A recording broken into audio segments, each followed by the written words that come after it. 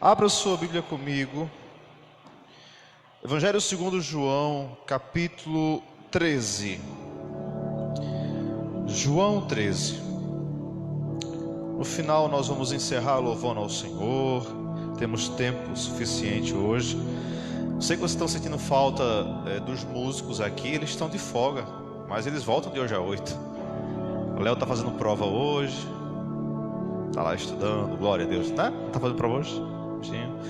Antônio está de férias. Mas acabou as férias. Esse final de semana eles voltam à ativa. Quem não vai estar aqui aos domingos agora, esse mês de novembro, é o Meni, por causa das feiras. Mas o restante da equipe estará todos aqui, em nome de Jesus. Vai encontrando aí, por favor, João capítulo 13. Nós vamos ler o versículo 7. E eu quero lembrar a igreja, mais uma vez, quarta-feira teremos 3 cultos aqui quarta-feira. Tem o culto aqui na igreja, tem o culto de kids lá com as crianças e tem o culto de intercessão aqui na sala de intercessão. Então, quarta-feira, por favor, venha para cá em nome de Jesus, para a gente poder celebrar o Senhor. E seja um instrumento de Deus para trazer outras pessoas. Gente, às vezes a gente fica pensando assim, mas por que Deus faz milagres como, por exemplo, abrir o mar? E muitas vezes a gente canta, né? Senhor, abre o mar para eu passar. Senhor, abre esse mar, eu quero passar por ele. Amém. Então, olha que interessante. Deus abriu o mar para Moisés, porque atrás de Moisés havia uma multidão de escravos que precisavam ser libertos. Muitas vezes a gente quer que o mar abra para a gente. O que há por trás de você? Quem você está conduzindo à libertação? Quantas pessoas você quer levar junto com você para as regiões celestiais? Ou você acha que só você vai entrar? Então, antes de você dizer, Senhor, abre o mar para mim passar, diga, Deus, eu posso levar alguém junto comigo?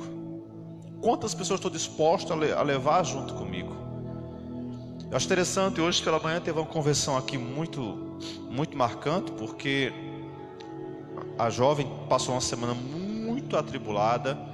Eu acompanhei a situação, porque a irmã dela daqui da igreja, a irmã dela foi me comunicando a situação dela. E por um milagre ela veio para cá, hoje de manhã. Ela mora longe, mora no sítio, mas estava aqui. E quando ela fez a decisão, ela veio para cá, as irmãs abraçaram, foi uma bênção, oramos por ela. E aí eu percebi o seguinte, puxa vida, veja, a irmã que trouxe ela, chegou aqui um dia desse, mas trouxe a irmã hoje. Quarta-feira trouxe um casal lá de Lagoa do Choro, se encontraram aqui na frente. Ela conheceu no curso, aí enquanto estudava já arrastou ela para a obra de Deus. A menina estava sem igreja, veio de São Paulo para cá, estava sem igreja, veio ela, veio o marido, tão felizes. Vamos voltar aqui quarta-feira que vem. É possível, Deus pode usar você para abençoar a vida, gente. Deus pode usar a nossa vida para alcançar pessoas. Qual a multidão que está ao seu derredor para você querer que Deus abra o mar para você passar? Deus faz tudo com um propósito. Agora deixa eu te falar uma coisa. Tem muita coisa em nossa vida que a gente não consegue entender. Não sei se é só eu que passo por isso, ou se você não tem essa aflição. Mas tem muita coisa que acontece que eu sinceramente não consigo entender. Tem orações que Deus não me responde, que eu não consigo entender porque que Ele não atendeu. A gente usa a Bíblia, fala assim, olha Senhor, o Senhor disse aqui que tudo que nós pedíssemos com fé o Senhor faria. Mas a verdade é que a gente ora às vezes e não acontece nada. Eu já orei por gente que estava doente. Sabe o que aconteceu com a pessoa? Ela morreu. Meu Deus, mas o Senhor não disse que se a gente orasse? A pessoa morreu. Também já orei por outras, elas foram curadas. Tá vendo? Agora, o que define a situação do morrer ou do viver? Quando a gente fala sobre isso, eu lembro de Ezequias. Deus falou assim, Ezequias, você vai morrer. Arruma a tua casa, você lembra? Põe tua casa em ordem. Ele estava nem preparado para morrer, porque se morrer, você ia ficar uma bagunça aqui. Deus falou assim, arruma a tua vida, porque você vai morrer, não vai viver não. Só que ele fica tristinho, Senhor, tem compaixão de mim, dá mais um tempinho aí, Senhor, eu estou muito jovem, né? Estou novo demais. Deus teve misericórdia de Ezequias, não sei por que respondeu essa oração dele, e deu mais quantos anos a ele? 15 anos, não foi? Para quem ia morrer, 15 anos é lucro, não é não? Ia morrer, então, deu mais 15 anos pela frente. Mas eu digo a você de coração, era melhor ele ter morrido. Porque nos 15 anos que veio pela frente, ele se desviou. Ele foi para longe de Deus. Ele fez uma bagaceira do resto da vida dele e morreu longe de Deus. Adiantou o quê? Você está entendendo que muitas vezes, eu não quero que ninguém morra não, tá? Eu estou dizendo o seguinte: tem orações que a gente faz, que a gente fica assim, mas Deus, por que o Senhor, assim não era mais fácil? Só que lá na frente, Antônio, a gente entende. Olha para isso aqui, olha esse versículo, João 13, versículo 7. Olha o que Jesus respondeu para Pedro. Respondeu Jesus: você não compreende agora o que eu estou lhe fazendo, mais tarde, porém, entenderá. Está claro ou não está claro? Na sua versão pode estar assim: o que eu faço agora você não entende, mas depois você vai entender. Ok, você que está aqui nessa tarde hoje, preste bem atenção.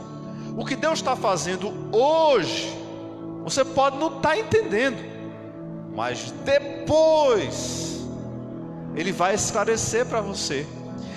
Eu tenho certeza que nós vamos, provavelmente a gente vai partir dessa vida com algumas coisas ainda não esclarecidas. Mas quando chegar lá na glória, Deus vai explicar para a gente direitinho o porquê de tudo que aconteceu em nossa existência, em nossa história. Mas de uma coisa eu sei, queridos: o Senhor prometeu para a gente que mesmo que a gente não entendesse nada agora, vai chegar o momento que nós vamos compreender essas coisas. Eu li sobre um garoto, muito pequenininho ele, uma criança, adolescente, e ele tinha um sonho, ele sonhava em ganhar um cavalo. Quem aqui já andou de cavalo? Nada de cavalo? Só que ele era pobre, muito pobrezinho. Morava num sítio, muito pobre, mas ele sonhava em ganhar um cavalo. Ele dizia assim: um dia eu vou ganhar um cavalo, um dia eu vou ganhar um cavalo, eu vou comprar um cavalo, e vai ser um cavalo muito bonito, e esse cavalo vai ser maravilhoso. E o pai dele dizia: meu filho, eu não posso comprar um cavalo. Ele dizia: um dia eu vou ganhar um cavalo. Até que um dia, ia passando lá na região lá que ele morava, uma boiada, muitas cabeças de gado. E uma das éguas que estava acompanhando o rebanho, junto com o vaqueiro, estava grávida. E sabe o que aconteceu? Ela deu o parto ali. Nasceu o podrinho. E o vaqueiro falou: ó, não vai ter como seguir viagem com esse animal. E também não dá para ficar aqui esperando. A gente tem que seguir viagem. E só tem um jeito. Vamos doar esse podrinho? Aí o menino estava por perto lá, curioso, sabe esse menino curioso? Né? Estava perto para ver. Aí o vaqueiro falou assim: ô menino, tu quer para você ele? Falou assim: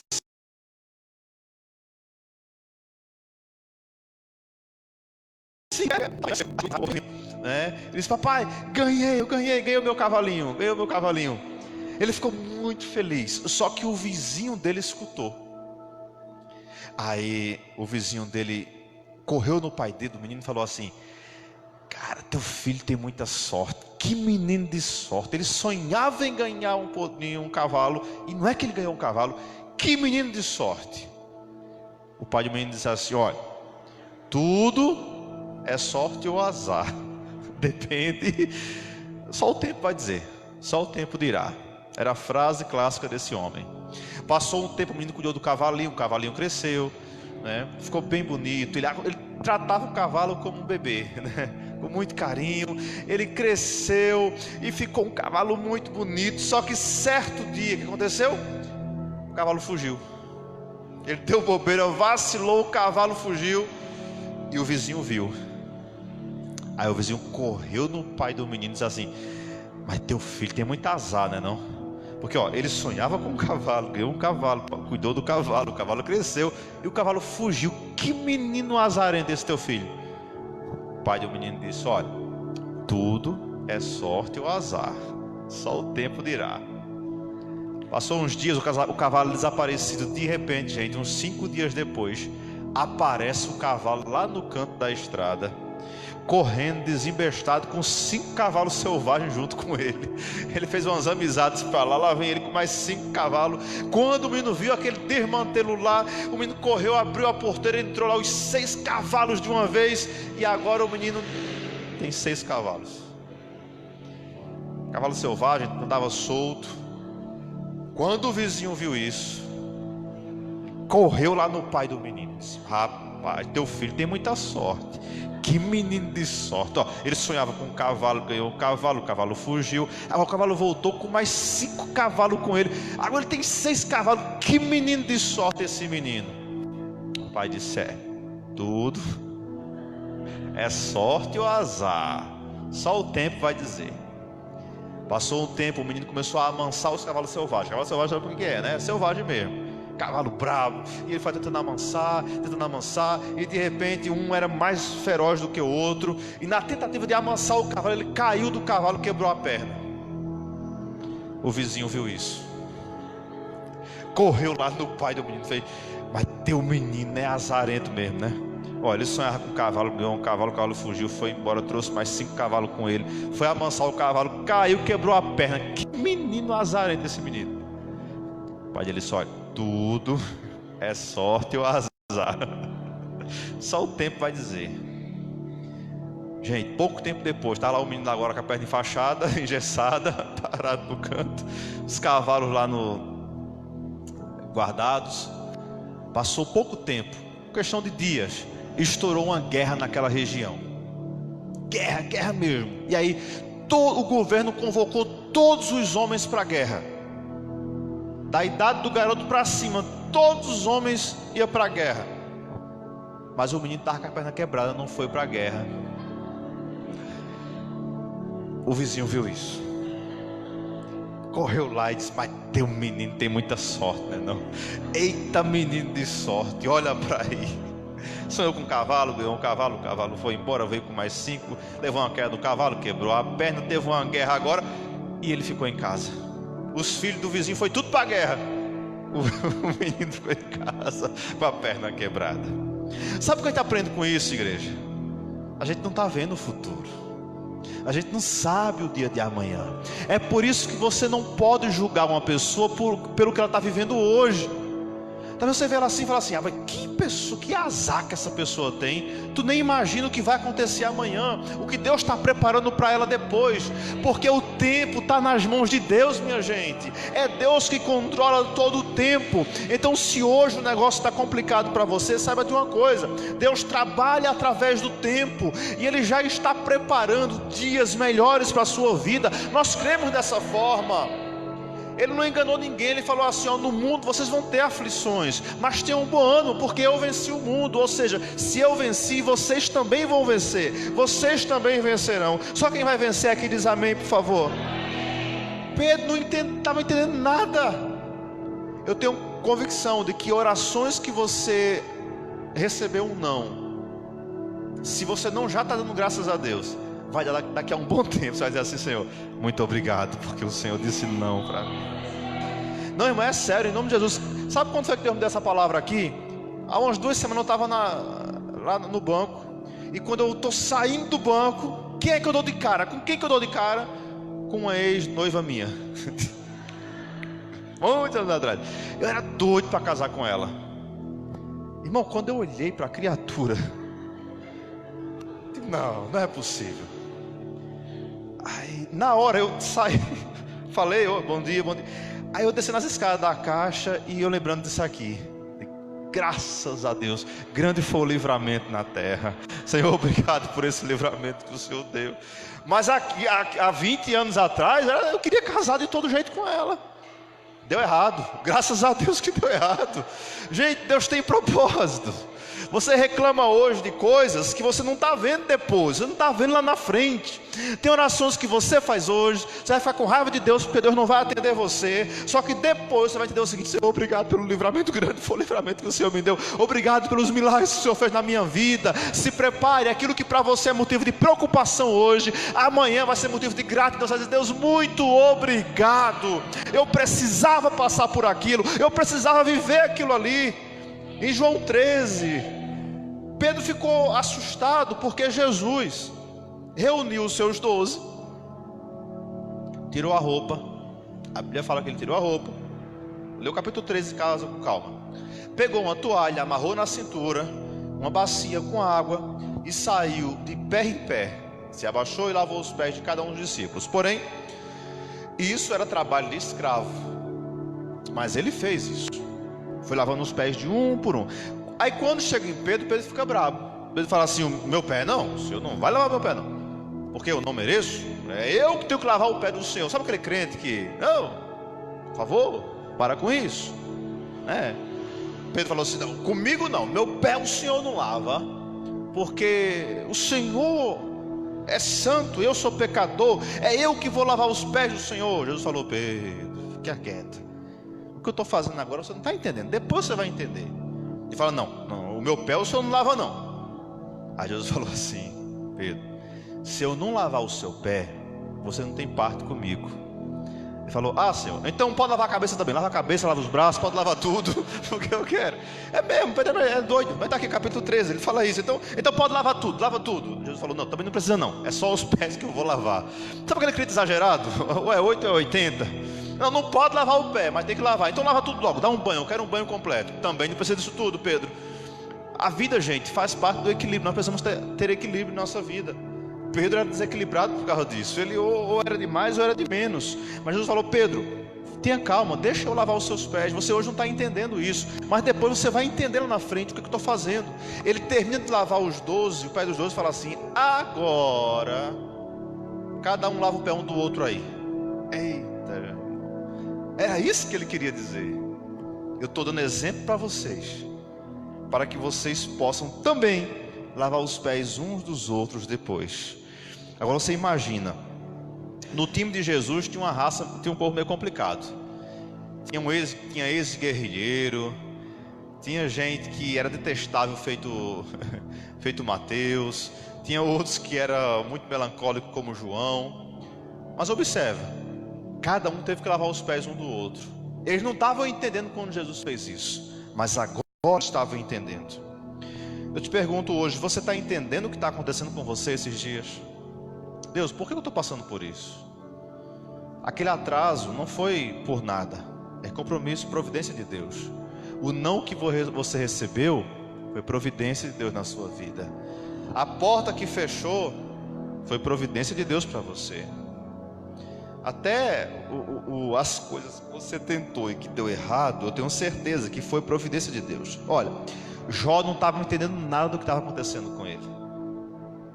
Se você entrevistasse Jó lá no capítulo 1, ele ia dizer assim: não entendi nada, não tem nada de errado comigo, eu faço tudo direitinho como Deus manda.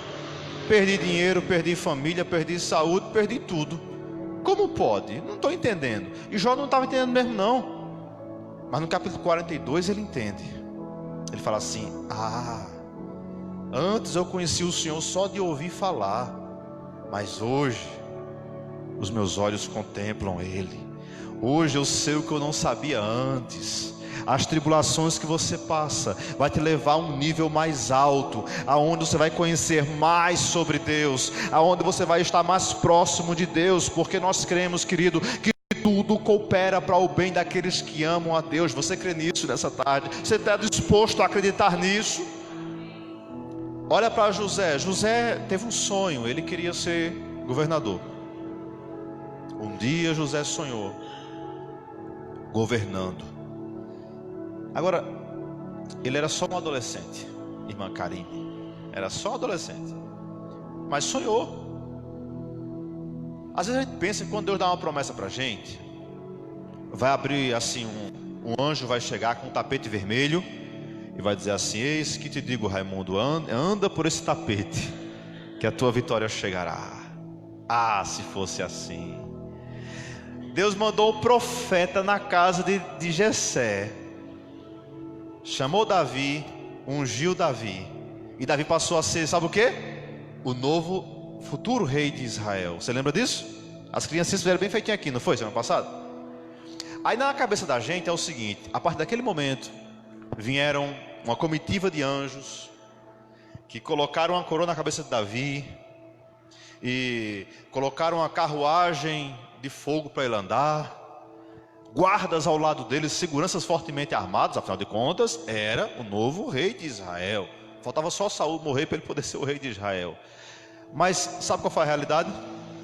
Ele acabou de receber o óleo na cabeça, almoçou com a galera e voltou para cuidar das ovelhas.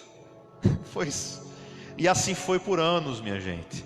Ele continuou fazendo o que ele sempre fazia. Só que a promessa estava sobre a vida dele. O maior erro que os crentes inventam é o seguinte: ele recebe uma promessa e acha que é amanhã, que é agora.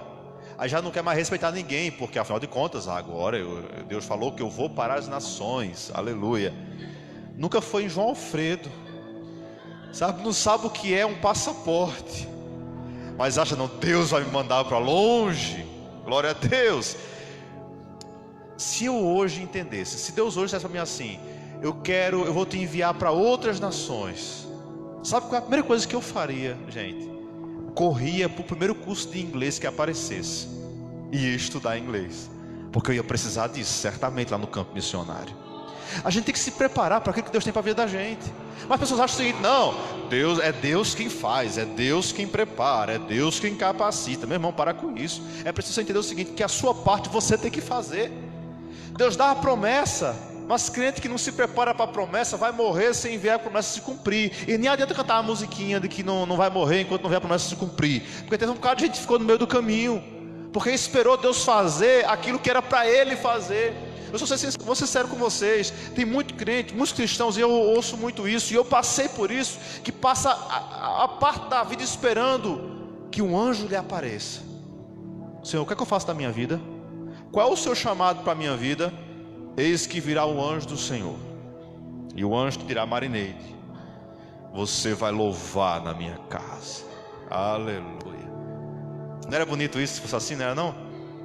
Alguém já viu um anjo assim, para dizer assim: olha, Gabriel, já tens nome de anjo.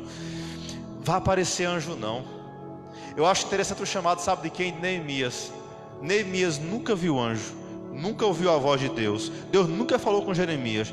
Ele nunca teve uma experiência assim maluca com Deus. Mas ele falou assim: ele tinha um bom emprego, trabalhava no palácio do rei, era copeiro do rei, estava no maior conforto do mundo. Mas ele falou assim: minha cidade está com as muralhas destruídas, eu vou lá reconstruir a minha cidade. Ele não esperou Deus falar com ele, porque ele entendia: peraí, é algo que glorifica a Deus, então eu vou lá fazer. Eu não vou esperar que venha um anjo, que venha uma revelação. Gente, guarda isso aqui, por favor, em nome de Jesus. Geralmente Deus só fala com os piores. Vamos lá? Vamos para a Bíblia. Abel e Caim. Quem era o bonzinho? Abel, menino bom, gente boa, crente direitinho, vinha para o culto, não perdia um culto na igreja, estava sempre lá, era dizimista, fiel. Quem era o capetinha na história? Caim, é ou não é? Cara, complicado. Com quem foi que Deus falou? Com Caim. Deus nunca falou com Abel. Abel nunca ouviu a voz de Deus. Deus nunca deu uma palavra para Abel. Mas Deus foi lá em Caim, pessoalmente falou assim: Caim, te ajeita, macho. Cuidado que o pecado está batendo na tua porta, você tem que rejeitar. Assim, é a minha versão da Bíblia. Mas foi: Caim, te ajeita. Cuidado com o pecado, Caim. Caim não ouviu a voz de Deus, e deu no que deu, matou o irmão. Então veja, aí eu aprendo isso aqui, sabe o que é a graça? A Bíblia fala que aonde abundou o pecado, superabundou a graça. Cuidar pessoas, por mais pecadoras que elas sejam, mais Deus tem compaixão delas, mais Deus se revela a ela, mais Deus fala com ela. Só que tem uma geração que não precisa ouvir anjos, tem uma geração que não precisa nem esperar o profeta chegar até ele entende: eu preciso fazer algo para Deus, eu preciso abrir o meu coração para Deus, eu preciso abrir a minha casa para receber a igreja, colocar uma célula na minha casa, eu preciso ganhar a minha cidade para Jesus, eu preciso ir além. Amém, queridos? Olha, acredite, não teve anjo nenhum que nos apareceu para a gente começar a viver a fé. Não teve anjo, a gente não recebeu nenhuma profecia assim: eis que te digo, servo, vai lá, vai e faz, eis que eu sou contigo. Não teve não. Teve gente que falou o seguinte: tá bom, né, vamos começar? Vamos lá. Não veio anjo nenhum mandar a gente ir para a África. Não teve uma revelação assim especial de Deus. Deus não sonhou, eu não sonhei assim não. Simplesmente Deus nos atrai para essas coisas. O apóstolo Paulo viveu muito isso. Ele batia em portas, e quando Deus não queria que ele não entrasse, a porta não se abria. Mas de repente, quando abria, ele entrava, ia lá e fazia. Eu sei que Deus tem coisas para a sua vida que você fica assombrado e assustado, dizendo assim: Deus, mas será que é? Senhor, me dá uma confirmação. Eu não sei se você é esses crentes assim que vivem atrás de confirmação de Deus, mas para cada confirmação que você pedir a Deus, virá uma aprovação sobre a tua vida. Deus vai testar você sobre elas. Vou te provar isso aqui. Há um homem na Bíblia que Deus mandou um anjo falar com ele. Gideão, lembra de Gideão? Gerson, Deus falou assim: Gideão, varão valoroso, já elogiou o cara. Vai que eu vou te usar para libertar o meu povo. Olha que coisa linda. Raimundo, sai de surubim, pega a espada e vai libertar o meu povo. Ele viu um anjo. Sabe o que Gideão fez? Ele fez assim: será que foi Deus mesmo? Será que é Deus? Não estou entendendo. Será que é Deus que falou comigo? Gente, ele viu coisas que a gente nunca viu. Fala sério, o cara viu um anjo bonitão lá assim. O anjo falou assim: vai que o Senhor é contigo, varão valoroso. Aí ele fez: será que é Deus mesmo isso? Não sei, eu estou em dúvida. O que ele fez? Ele fez: eu vou ver se é Deus mesmo. Pegou um monte de lã, falou assim: Deus, olha, se foi o Senhor quem falou comigo. Eu imagino dizendo assim: mas tá bonito, foi esse que eu escolhi. Olha aqui, Senhor, essa lã aqui, ó. Se for o Senhor que falou comigo, eu vou deixar ela aqui no telhado, aqui, no meio do terreiro aqui. E amanhã, de manhã, essa lã vai estar bem sequinha e todo ao redor molhado de orvalho do céu. Combinado, Deus? Deus fez: tudo bem, meu filho. Deus deixa a gente fazer um negócio desse só para depois nos dar uma lição. Amanheceu o dia de manhãzinha, ele correu lá. Quando ele olha, está tudo molhado ao redor e a lã está seca. Ele fez: eu acho que foi Deus. Aí passou o dia, a fé diminuiu. Ele falou assim: será que não foi sorte mesmo assim? Será que não foi alguma coisa assim que aconteceu? Ou alguém espremeu lá a lã? Não sei o que foi que aconteceu. Aí ele pegou aquela mesma lã e falou assim: Deus, é o seguinte, hoje vai ser diferente. Se foi o Senhor quem falou comigo, eu quero que agora ela fique molhada e o chão todo sequinho. E sabe o que Deus fez? O que ele pediu. Amanheceu o dia, ele corre lá, está a lã encharcada de orvalho e a terra toda seca. Eles: realmente, Deus falou comigo. O que acontece?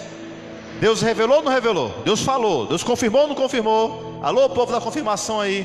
Deus confirma ou não confirma? Mas aí Deus falou o seguinte: agora é a minha vez. Agora é a minha vez de testar você, sujeito. Vem pra cá. Junta o povo para a guerra. 32 mil apareceu, não foi? É bom, dá para ir para a guerra ou não dá com 32 mil? Homens, soldados, guerreiros, prontos para a guerra, 32 mil. Aí Gideão falou: Senhor, posso ir? Deus falou assim: ainda não. Se é tu mesmo, meu servo. Foi que Deus falou: não. Mas, não, agora é a minha vez de saber, de testar você. Manda o povo, faz uma pergunta simples aí. Diga ao povo: quem for covarde, volte para casa. Para que ele disse isso, irmão? Ele falou assim: quem tiver com medo, vá para casa. A metade foi embora. Foi embora. Foi Deus. E agora? Deus fez: calma. Você me testou 2 vezes? Falta mais uma. Manda o povo beber água. E separa para mim quem colher com a mão e quem lamber a água. Separa os dois. Fez: tá bom, Senhor. Levou todo mundo para o barreiro, para o açude. Aquele monte de soldado. Ele falou: atenção, gente, todo mundo beba água. Uns começam a beber água com diligência, né? E outros tem aqueles acanalhados, né? Bagunceiro no meio. Vai fazer bagunça lá na água lá. Deus fez: aqueles que são diligentes, que são atentos, que vigia, separa. O restante leva na brincadeira, manda para casa. Sobrou quantos? Gideão disse: 300. Deus fez: agora tá bom. Mas Senhor, só 300? Eu tinha 32 mil. Deus falou isso para ele: não, mas Deus dizendo o seguinte: ué, você não me testou? Agora é minha vez de testar você. Vai pedir confirmação a Deus? Peça, mas se prepare. Ele vai dizer assim: agora é a minha vez. Vai com 300? E você conhece a palavra, gente. Gideão com 300 venceu uma multidão de soldados inimigos. Porque Gideão com Deus é maioria, você com Deus é maioria. Você ficar sobrado, Deus me confirma, aleluia. Vamos lá, Jesus, querido, o que Ele está fazendo hoje, você não vai entender mesmo não, mas depois você vai entender. Amanhã você vai entender o que Deus tem para a sua vida. Lá na frente vai dizer assim: Deus, obrigado Senhor, obrigado porque eu confiei no Senhor. Se você confia em Deus, continua firme hoje, na posição hoje, adora Ele hoje, fica diante dEle hoje, porque Ele tem o melhor para você. Amém, queridos? Você pode dizer glória a Deus por isso? É fácil para quem não está na prova, né? Quem está na prova, Jesus, o Senhor está vendo o que eu estou passando. Deus está, calma. Eu digo a você, Ele está no controle de todas as coisas. Mas não ore mais dizendo assim: Deus, me dá uma confirmação aí. Se você tiver coragem, faça igual o Gideão, e Ele vai responder a você. Mas saiba, o jogo vai virar, e vai chegar a vez dele dizer assim: agora é a minha vez de provar você. Agora é a minha vez de saber os teus limites, de saber até onde você vai. Não que Ele não saiba, mas que você possa conhecer você mesmo. Ok? Vamos lá, deixa eu concluir aqui, estou correndo aqui já. José recebeu um sonho, ele sonhou, Deus falou com ele: você vai governar, garoto. Você é um grande homem, vai governar. Mas o que veio depois disso não foi fácil para José. Ele enfrentou a inveja dos irmãos. O pai dele fez uma roupinha bem bonitinha, colorida, lembra? Deu para ele. Os irmãos ficaram tudo com inveja dele. Papai deu para ele, não deu para os outros. Aliás, aqui estava um parênteses para quem tem muito filho. A gente não pode ter predileção por um dos filhos. Um erro de Jacó foi isso. Jacó era arriado os 4 pneus por José, porque era o filho de Raquel, era o filho da mulher que ele amava, né? Mas isso ficou tão claro que gerou ciúme nos outros, e os outros passaram a odiar José por causa disso. E aí, irmãos, começou a perseguição. Bora matar esse menino. Lembra? Jogaram ele numa cacimba, estava vazio, ele não morreu. Como não conseguiram matar, venderam ele como escravo. Mas peraí, o homem que ia ser governador agora é escravo. Quem está vendo você hoje não imagina você daqui a 20 anos. Mas Deus está te vendo lá na frente, Renata, em nome de Jesus. Deus está vendo Larissa já atendendo, abrindo paciente no meio, lá na frente, em nome de Jesus. Deus está vendo você já de posse da promessa, gente. Deus já preparou você, tudo, o caminho para você. Mas o processo que você tem que viver. Agora, para pensar, se Deus, quando desse um sonho a José, disse assim: José, você vai governar, mas você vai ser enganado pelos irmãos, você vai ser agredido, você vai ser vendido, você vai ser humilhado. Tu acha que ele ia topar? Ele ia dizer: Senhor, deixa eu aqui mesmo, não precisa ser governador não, tá bonzinho aqui na casa do papai. Deus nunca mostra pra gente o processo que nós vamos passar, porque se Ele mostrar para você, você certamente vai desistir. Mas no processo, Ele está com você durante todo o processo. Qual é a promessa dele na sua vida? Aguenta, porque o processo pode ser difícil, mas o final vai dar tudo certo, porque Ele é o Senhor que está contigo. José é vendido para o Egito, vai trabalhar na casa de um homem. E interessante é o seguinte: por onde José passou, ele sempre fez o melhor que ele podia fazer. Ele foi vendido para um homem chamado Potifar, e na casa de Potifar ele fez o melhor que podia. Ele era escravo, ele tinha tudo para estar vendendo na comida do patrão, mas ele falou assim: não, vou tratar bem o meu patrão. E depois de pouco tempo ele passou a governar toda a casa de Potifar. Você está entendendo o negócio? Se você não for fiel no pouco, Deus nunca vai colocar você no muito. Deus estava treinando José para governar uma nação. Começando aonde? Na casa de Potifar, na casa do inimigo. Ele foi enganado, você lembra? Levantaram uma calúnia. A mulher de Potifar aprontou para ele, ele foi preso. Ele tinha tudo para se revoltar na prisão, dizer assim: eu estou preso agora, isso é um absurdo, não é para eu ficar preso não. Lá na prisão, pouco tempo depois, ele começou a comandar a cela, começou a comandar a prisão, ele começou a governar dentro da própria prisão. Ele tinha tudo para se revoltar ali e dizer assim: mas eu tenho uma promessa sobre a minha vida. José tentou fazer o que nós fazemos, dar o nosso jeitinho. 2 homens tiveram um sonho,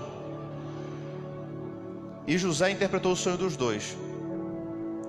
José falou assim, quando um foi solto, José falou assim: mano, era o copeiro do rei. Quando você estiver lá diante do rei, ajeita lá, vai, fala de mim assim, tem um Zé ali que é gente boa, solta ele, ajeita lá para mim. E sabe o que eu acho interessante? É que o versículo seguinte diz que o copeiro se esqueceu de José.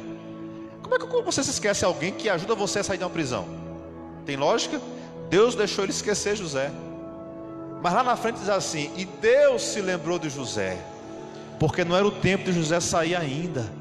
E quando Deus se lembrou de José, em um dia, em uma noite, Faraó teve um sonho. No outro dia de manhã, José estava na presença do Faraó. José dormiu na prisão uma noite e dormiu no outro dia como governador do Egito. Você está entendendo o Deus que você serve? Deus não precisa de ajudinha de amigo seu. No dia que Ele quer te abençoar, Ele não precisa dizer assim, não, do seu jeitinho. Ele sabe como fazer, Ele sabe como mover as coisas, Ele sabe como te colocar na posição de servo, Ele sabe como colocar você na promessa. Deus vai te colocar na posição, no lugar de honra para a glória dEle. Amém, igreja? Creia nisso. Creia, apenas espere no Senhor e tenha paciência e ande com o Senhor. Não deixe de servir ao Senhor. Sabe por quê? Porque geralmente antes de uma grande proposta, antes de uma grande conquista, sempre virá uma grande proposta para tirar você do alvo. Eu estava lembrando essa semana que no domingo de manhã, aliás, em uma semana, eu prometi à igreja, eu dei a minha palavra, eu jurei que eu ia fazer uma programação com a igreja no domingo de manhã. E aí era um estudo bem interessante que nós íamos fazer com a igreja. Estava tudo certinho no domingo. Quando foi no sábado de manhã, um número estranho ligou para mim. Isso eu estou falando 2014, por aí, 2014. Liga para mim um número estranho. Na época eu era blogueiro aqui em Surubim, ó. Era chique, tem um blog, notícias, mais acessado da cidade, estava no auge, estava surfando aí nas ondas da internet. Aí ligaram para mim. Quando eu atendi, a rapaz falou assim: é o senhor Melk? Me chamou de senhor. Eu disse: é a cobrança ou é alguém muito sério, né? Sim, sou eu. Ele falou: aqui é do cerimonial do Palácio do Campo das Princesas. Eu disse: sim, pois não, senhor cerimonial. Ele disse: amanhã de manhã, nesse domingo, o nosso governador vai estar em Surubim. Lembra dele, o Eduardo Campos? Vai estar em Surubim, ele estava no auge ali, era março de 2014. Ele vai estar em Surubim, vai estar lá no Caricuroa. E ele quer dar uma coletiva de imprensa, certo? E a gente queria convidar você para entrevistá-lo. Domingo, 9 da manhã, 9 para 9h30 no máximo, nós estamos chegando aí. Irmãos, na boa, na hora eu lembrei do que eu tinha assumido com a igreja. Eu disse: moço, a vontade era eu estava com vontade de ir. Cara, ia ser candidato a presidente da república, estava no auge, né, não? Aqueles olhos verdes assim, brilhando. E tirar uma foto com ele, fazer uma selfie. Eu disse: seu cerimonial, veja só, eu tenho um compromisso amanhã de manhã. Ele disse: mas é o governador. Eu disse: eu sei. Eu não posso adiar. Mas é o seguinte, eu termino lá de 11 horas. Se o governador quiser esperar. Eu não disse não, só eu termino de 11 horas. Assim que eu terminar lá, eu passo no Caricuroa. Tá certo? Mas eu não quero voltar atrás do que eu falei para a igreja. Ele fez: e agora? O que eu faço? Eu disse: olha, eu tenho um amigo meu que também é blogueiro, o blog dele é bem acessado. Eu vou te passar o contato dele, você vê com ele, leva ele lá amanhã. Ele fez: tá bom então. Aí quando ele ligou o telefone, eu pensei, mas eu podia botar outra pessoa no meu lugar, né? Mas todo dia o governador está na cidade. Amém. Mas eu entendi, sabe uma coisa? Eu vou fazer a obra de Deus que é melhor. Naquela manhã, não sei, eu sei que foi milagre. Eu fui para a igreja, passei no Caricuroa, estava aquele monte de carros, seguranças, o pessoal lá. Aí eu fui, cheguei à igreja, na época era Chão do Marinheiro, e apareceu um povo lá no domingo de manhã que eu nunca tinha visto na minha vida. Sabe o que aconteceu naquela manhã? Umas 4 ou 5 conversões em pleno domingo de manhã, que nem culto era só uma reunião de estudo. Teve conversões, foi uma bênção, foi milagres. E orando pelo pessoal no final do culto e lembrando: Deus, se eu estivesse lá, provavelmente essas vidas não estariam aqui, ou não teria se convertido. Aí eu terminei aqui, passei lá como eu prometi, mas já tinha terminado já o evento. Ainda cumprimentei o pessoal, pedi desculpa a eles pela ausência, mas a obra foi feita. Quero que você entenda o seguinte: eu não sou melhor do que ninguém não, estou dizendo o seguinte, que no dia que você colocar Deus como prioridade da sua vida, Ele vai abençoar outras pessoas por causa disso. Ele quer usar você para alcançar outras vidas por causa disso. Você não precisa se estressar com o dia de amanhã, porque o dia de amanhã cuidará de si mesmo. Basta cada dia o seu mal, ou seja, basta cada dia você viver um dia após o outro. Mas buscai primeiro o reino de Deus e a sua justiça, e todas as demais coisas serão acrescentadas.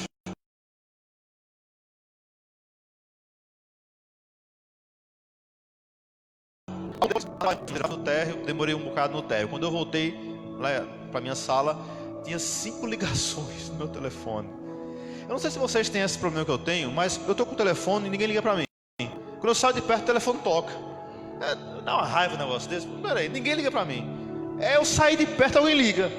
Aí pronto, 5 ligações do prefeito da cidade, que a gente sempre conversava, mas ligar alguma coisa urgente aconteceu. Aí ele ligou para mim e ele fez: eu preciso falar contigo urgente, dá para vir aqui na prefeitura? Eu disse: beleza, estou saindo para o almoço, agora eu vou aí. Eu cheguei lá, ele falou assim para mim, ele disse: olha, houve umas mudanças aqui por causa do período eleitoral, eu estou com 3 secretarias livres, sem secretário, eu quero você em uma delas. E gente, tinha tanta gente cobiçando essas vagas, mas o cara liga para mim, para me oferecer. Aí eu perguntei 2 coisas para ele. Primeiro, por que eu? Aí ele disse: por que eu? Segundo, me dá 48 horas aí. Era numa quinta-feira, eu disse: no sábado eu dou uma resposta. Vou consultar primeiro família, trabalho, que isso vai envolver um monte de agenda, tudo mais. E eu acabei dizendo sim depois e assumi. E eu fiquei pensando: peraí, muitas vezes coisas que acontecem na nossa vida que a gente não programa. Mas o que eu quero que você entenda: José era só um escravo, prisioneiro agora. Em 24 horas, Deus mudou a sorte de José. E eu quero que você observe o seguinte: o Deus de José é o Deus que você serve. É o mesmo, não mudou. O Deus que faz com que essas coisas aconteçam em nossa vida, aconteceu comigo, é o mesmo que acontece na sua vida. Olha, observa, as pessoas que querem te abençoar, que Deus vai usar, ela tem o número do seu telefone, elas sabem aonde achar você, elas sabem aonde te encontrar. A bênção sabe aonde encontrar você, crente. Deuteronômio 28 tem uma promessa que diz que as bênçãos do Senhor, elas nos seguirão, elas vão nos acompanhar. Aonde você está, ela vai correr atrás de você, ela vai achar você. Tem crente que corre atrás de bênção para tudo quanto é lugar, mas tem pessoas que é a bênção que corre atrás dele. O seu nível vai crescer tanto diante de Deus, que as bênçãos que vão alcançar você, é alguém que vai ligar para você, é alguém que vai procurar, você vai dizer assim: olha aqui, eu quero abençoar a tua vida, Deus me colocou aqui para abençoar você. Então para que esse desespero? Se Deus já foi fiel quantas vezes contigo antes? Calma, o que Ele está fazendo hoje você não está entendendo, mas depois você vai entender. E só para explicar que não teve conchavo, eu fui chamado para assumir uma secretaria porque em 2011, muitos anos atrás, eu participei de uma palestra sobre mobilidade, e o que eu falei lá ficou na cabeça de muita gente, que em 2015, 2016 estavam lembrados disso ainda. Disseram assim: peraí, gostei da ideia lá, então vem implantar aqui. Deus só quer que você abra a sua boca, você faça a sua parte, porque Ele sabe como te abençoar. Você pode ficar em pé comigo nessa tarde, por favor, em nome de Jesus?